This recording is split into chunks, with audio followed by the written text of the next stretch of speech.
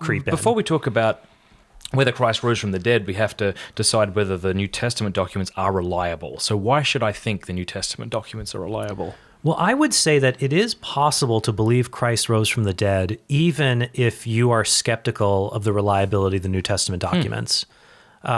Even if you accepted the view that the New Testament documents were, and this is the view that I had before I became Christian, even if you believed that they were just the writings of human beings and they have errors in them, that doesn't mean that they're historically bankrupt.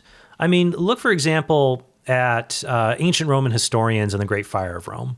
It's recorded by three sources, Tacitus, Suetonius, and Cassius Dio, record, and what was Nero doing when Rome burned? You hear Nero fiddled while Rome burned.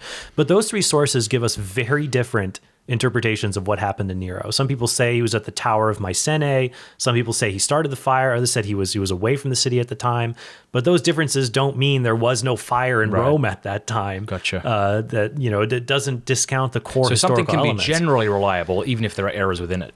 Right. And I'm not saying the New Testament has errors in it. What I'm saying is if you approach it like I did as a skeptic, I'm saying, okay, these are some Greek manuscripts that are attesting to the existence of the Jesus movement of the first century, led by a rabbi named Jesus with these apostles and disciples connected to him. What are the bedrock historical facts that I can take from this? What can I drill down and be certain of? John Meyer is a Catholic scholar, though he doesn't embrace everything the church teaches. He's kind of moderate/liberal on some things. And in his book, A Marginal Jew, he talks about what would you do. Imagine you got a Christian, an atheist, a Jew, you lock them in Harvard Library, and you ask them, I want you to write a book on Jesus, and don't come out till you agree with each other. What would that book say? That's interesting. And so that has been kind of the motto behind the quest for the historical Jesus. The idea that, all right, even if you don't believe Jesus rose from the dead, so you don't believe this is the Bible's the inspired word of God, you can believe it's a collection of historical documents. What is the bedrock you can take from it? Now, I do believe you can take from that it is a generally reliable set of documents when you compare them to other documents written in the ancient world. I believe that we can know who the authors were of these documents and that they wrote in a time and place where they would have had access to these truths. I guess I'll go through a list of things that make me think they're generally reliable. Please. First, I think that the selection of the authors, at least for the Synoptic Gospels, bodes well for their authenticity. That later in church history, when forged Gospels were composed, like the Gospel of Peter, the Gospel of Mary Magdalene, people would choose very famous authors to forge. But if you were making up a gospel, why would you pick Matthew, who is one of the lower rung of the apostles, former tax collector? He's on the lower rung of authority. And who are Mark and Luke? They're not even apostles. Why would you even pick these people? Well, because there's a solid tradition evinced in the writings of St. Paul. Paul talks about Luke, the beloved physician. He talks about Mark, a traveling companion. But it would make sense that, these make sense reading through these documents that these are the people who wrote them and they have connections to the apostles themselves. They also reveal things within the Gospels that don't sound like legendary things or hearsay. So when you read other ancient documents at this time, set at this time, to give a good comparison, there was in like the 3rd century, I think, it was several hundred years later, there was a biography composed of a real wonder worker who was believed to have lived at the time of Jesus named Polonius of Tyana. And so he was said to have raised the dead and performed miracles and that he himself rose from the dead. But the problem is there's only one source for Polonius, who came from a city that no longer existed. I think it was Demetrius. There was one source for Polonius. It was written 200 or 300 years after the events it purports to describe, and it was written in competition with Christianity. It was written by a Roman ruler at the time who wanted a competitor to the Christian story. Even within the document itself, it's very vague. It says things like, it is said that Polonius did this, and some say Polonius did that. And even Polonius's resurrection from the dead, it's just, at the end of the story, Polonius's followers, after he dies, are drawing geometric shapes in the ground and thinking to themselves, and one of them wakes up from sleep and says that Polonius, he's alive and he's appeared to me. And that's basically just like the end of the story there. It's not like what we have in the writings of St. Paul or in the gospel accounts. So we don't have these exaggerations, these hearsay. We don't have legendary embellishments. Jesus doesn't perform it's not like the Gospels say, and then Jesus performed this mighty miracle and raised the temple 10 feet above the ground, and yet the Jews still would not believe in him. But isn't a man rising from the dead more of an argument than the temple rising from the ground? I mean, I could see someone pushing back on you and saying it absolutely does contain these mythical embellishments. You're just not thinking of them as myth. No, because when you compare them to, let's take the Gospel of Peter, for example, what I mean by mythical is written in a way purely as an apologetic. Written purely as a way to convince people of the story rather than to transmit that the story is true. For example, in the Gospel of Peter, the resurrection, which was written 100, 150 years later, where legends are starting to creep in, there at the resurrection, when Jesus rises from the dead, the Romans are there.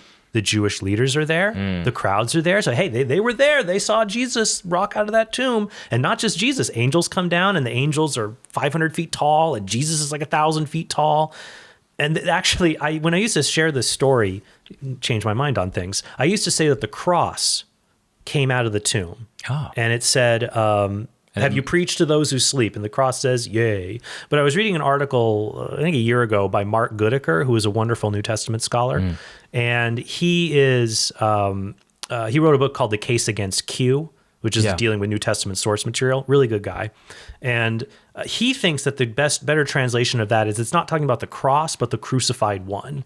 Or Jesus. Fair enough. So, but here, once again, I believe one thing, but I'll follow evidence where it goes, and will change how I approach certain things. So that in that account of the Gospel of Peter, it's very legendary and embellished. Whereas when you look at the Gospel of Mark, it's very it's reserved. It doesn't even mention, like, it says a young man in white. It doesn't even say he's an angel, though that seems to be what's implied there. And only the women go to the tomb to see what's that. Not even the other apostles. So it has those elements, such as the idea that women are the first ones to discover the tomb, which even someone like Dale Allison, who wrote a good book on the resurrection of Jesus, I think he's still agnostic on the question, but he says that is powerful evidence to say that why is this testimony included that women discovered the empty tomb, unless that's just what happened. It's just a very embarrassing detail. Why was that an embarrassing detail? Well, it's an embarrassing detail because at that time, women's testimony was generally considered to be unreliable, especially within first century Judea, within a Jewish context, Second Temple Judaism.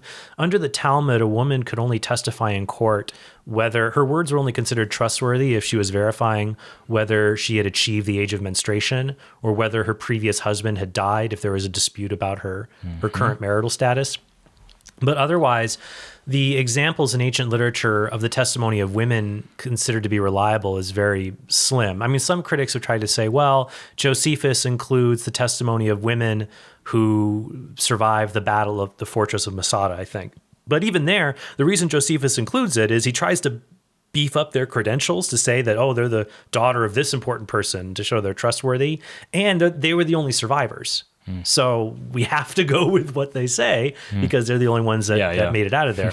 But so that's important that adds elements of, especially the fact that it's embarrassing lends to its credibility. Yeah, it lends to its credibility. We also have multiple sources. We don't just have one source. We have the different gospel accounts, especially the resurrection. And even if you weren't as open to the accounts of the gospels, which I believe they're good evidence, we have the writings from St. Paul, and this is very helpful. Paul was a skeptic who was converted. He had firsthand knowledge of the other apostles. He knew these people. So I think many atheists have a kind of very historically skeptical. Like, if I can't see it on YouTube, I'm not going to believe it.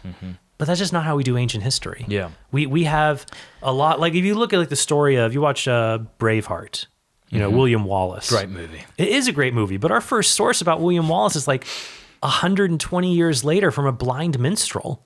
And yet no one's like, he never existed. He never existed. That movie never, I think it's in the Scotta Chronicon. We get our first decent account of who he is. But many of these other individuals throughout history, there are significant time gaps or limited witnesses to describe it. Whereas with Paul, I mean, there are scholars, when it comes to saying whether Jesus even existed, there's a consensus among New Testament scholars. I think there may be only I could count on my two hands the people with the relevant PhDs who say he didn't exist. When it comes to saying Paul never existed, even those guys who say Jesus never existed, they'll say Paul existed. They won't go that far. So we know Paul existed. We know he wrote, at the very minimum, Romans, 1st and 2nd Corinthians, and Galatians. Like, we know at a bare minimum he wrote these letters. Okay. And that's just not disputed in the academic world. And that here we have in Corinthians, Paul, 1 Corinthians chapter 15, St. Paul transmits to us what appears to be a creed that he had received from others, possibly when he went to Jerusalem to confirm the gospel. He talks about this in Galatians 1:19. He went up to meet the apostles, but he saw Peter and no one else except for James, the Lord's brother, kinfolk. Some say cousin, some say, I'm inclined to the view stepbrother. We can talk about it in the Catholic stuff, but another thing I've changed my mind on a little bit. Look forward to that.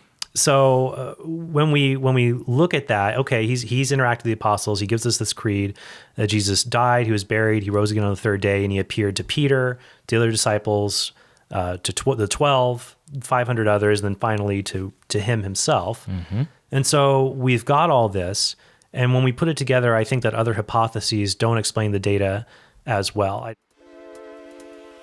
Hey, if you enjoyed that clip, you will absolutely love the full interview, so click right there to enjoy the whole thing. Also, a big thanks to these groups who made that interview possible. Learn more in the show notes below about these guys. They're absolutely incredible and honored to have them as sponsors. Oh, and also, if you haven't subscribed yet, click subscribe and then that bell button. That way YouTube will be forced to let you know when we put out more content.